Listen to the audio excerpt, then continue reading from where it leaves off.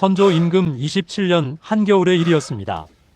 경복궁 강령전 깊은 곳에서 한 사내의 신음소리가 새어나오고 있었습니다. 그 사내는 다름 아닌 조선의 임금 선조였습니다. 임금의 등에 종기가 났습니다. 처음에는 콩알만 한 멍울이었습니다. 그러나 사흘 만에 주먹만큼 부풀어 올랐고 이래가 지나자 검붉은 빛깔로 변하여 손도 댈 수 없을 만큼 욱신거렸습니다. 내의원의 어이들이 하루에도 수십 번씩 임금의 침전을 드나들었습니다. 그러나 누구도 그 종기를 다스리지 못했습니다. 침을 놓으면 피가 멎지 않았고 약을 발라도 부기는 가라앉지 않았습니다. 임금은 밤마다 식은땀을 흘리며 잠을 이루지 못했고 음식도 넘기지 못했습니다. 조선시대의 종기란 결코 가벼운 병이 아니었습니다.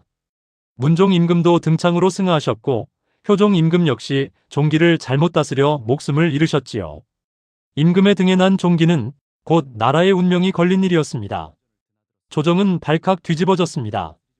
영의정과 좌의정이 매일같이 침전 앞에 엎드려 통곡했고 어이들은 자신의 목이 달아날까 두려워 벌벌 떨었습니다. 그때 한 늙은 어이가 떨리는 목소리로 아뢰었습니다. 전하, 이제 마지막 희망은 허준뿐이옵니다.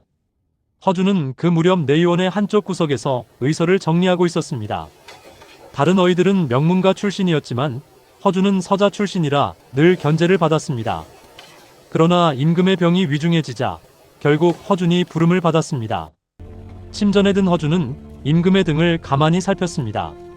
종기는 이미 골물대로 골마 검자주빛으로 번들거리고 있었습니다. 허준은 이마에 식은땀이 맺혔습니다.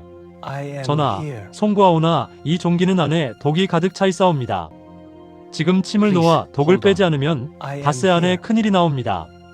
선조는 신음하며 간신히 말했습니다. 그렇다면 어찌해야 하느냐? 허준은 한참을 침묵하다 입을 열었습니다. 전하, 황공하오나 수라간을 좀 살펴보아도 되겠사옵니까? 침전에 있던 대신들의 눈이 일제히 휘둥그레졌습니다.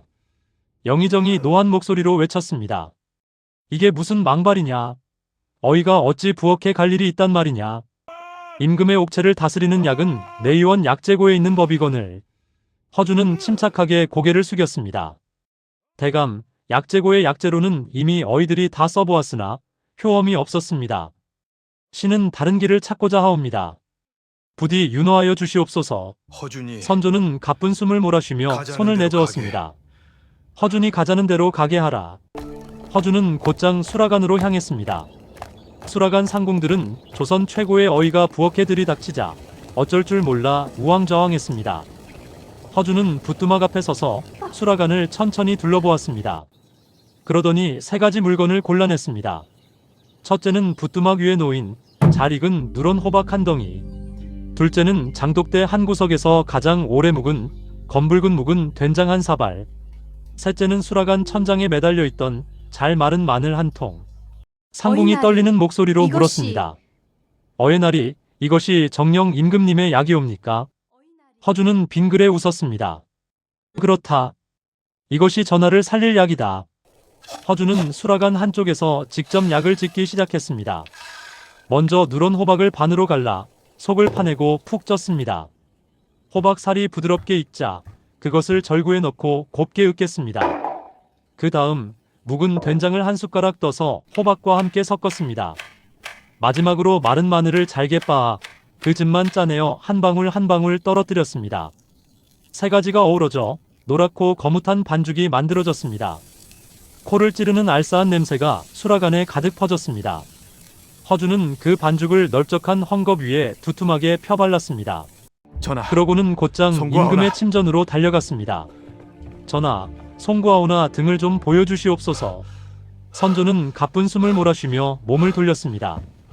허준은 뜨겁지도 차갑지도 않게 데운 그 헝겊을 종기 위에 살며시 덮었습니다. 임금의 입에서 짧은 신음이 흘러나왔습니다. 뜨끈하면서도 시원하구나. 허준은 조용히 아뢰었습니다. 전하, 두 시즌마다 새 것으로 갈아붙이겠사옵니다. 부디 잠을 청해 보시옵소서. 대신들은 의심 가득한 눈으로 허준을 바라보았습니다. 영의정은 속으로 이를 갈았습니다. 호박 따위로 임금의 종기를 다스린단 말이냐.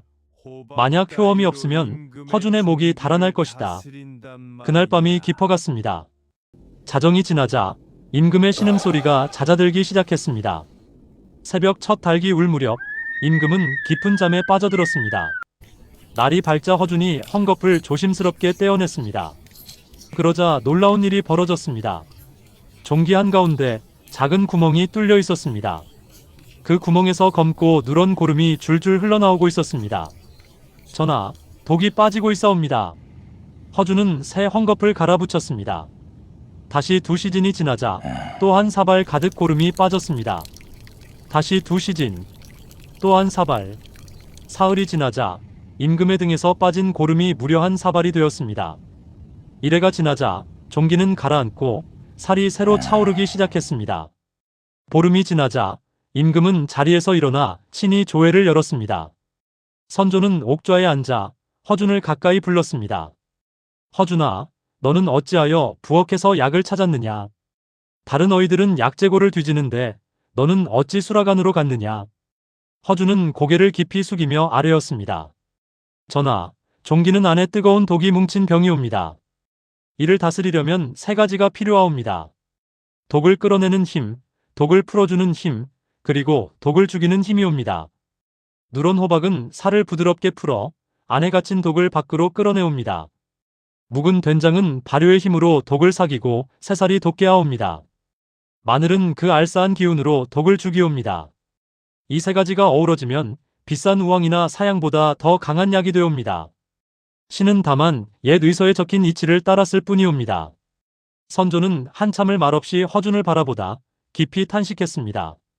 과연 너는 진정한 명의로다. 다른 자들은 임금의 약이라 하면 산삼과 녹용만 찾거늘 너는 백성의 부엌에서 약을 찾았구나.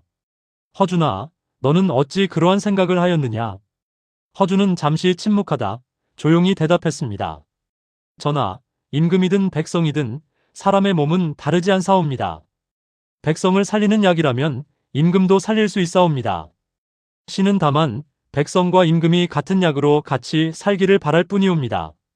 선조는 그 말에 가만히 고개를 끄덕였습니다. 그러고는 영의정을 돌아보며 말했습니다. 허준에게 정삼품 통운대부의 품계를 내려라. 그리고 그가 짓고 있다는 의서 끝까지 마칠 수 있도록 모든 지원을 아끼지 말라. 그 의서가 바로 훗날 동의보감이 되었습니다. 감사합니다. 늘상 건강하세요.